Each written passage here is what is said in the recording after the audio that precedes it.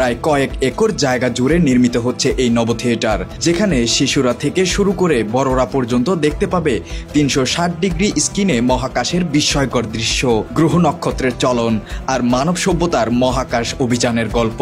এটি শুধু বিনোদনের জায়গা নয়, এটি হবে শিক্ষা, গবেষণা এবং কৌতূহলের কেন্দ্রবিন্দু। বিশেষজ্ঞরা বলছেন এই নব থিয়েটার দক্ষিণ অঞ্চলের বিজ্ঞান শিক্ষায় আনবে এক নতুন বিপ্লব। দক্ষিণ অঞ্চলের সকল ছাত্রছাত্রীরা সরাসরি পাবে জ্যোতির্বিজ্ঞান চর্চার সুযোগ। প্রকল্পের কাজ ইতিমধ্যেই শেষ হয়ে গিয়েছে। ভবনটির নকশায় ভেসে উঠেছে আধুনিক স্থাপত্য, সোলার পাওয়ার সিস্টেম আর ডিজিটাল প্ল্যানেটোরিয়াম প্রযুক্তি, যা বাংলাদেশের দক্ষিণে এই প্রথম।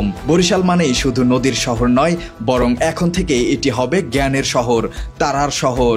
যেদিন এই নব থিয়েটারের দরজা খুলবে, সেদিন দক্ষিণ বাংলার আকাশে জ্বলবে নতুন আলোর রেখা, বিজ্ঞান আর স্বপ্নের আলো।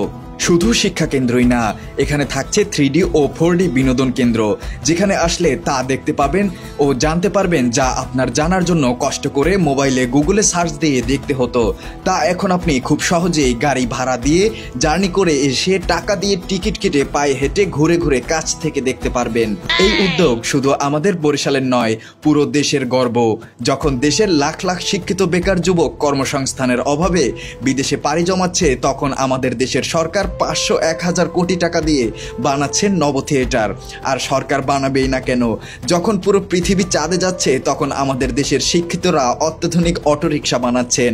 তাই হয়তো সরকার এই উদ্যোগ নিয়েছে যে তোমরা অটোরিকশা না বানিয়ে কিভাবে রকেট বানিয়ে চাঁদে যাওয়া যায় সেই স্বপ্ন দেখতে শুরু করো।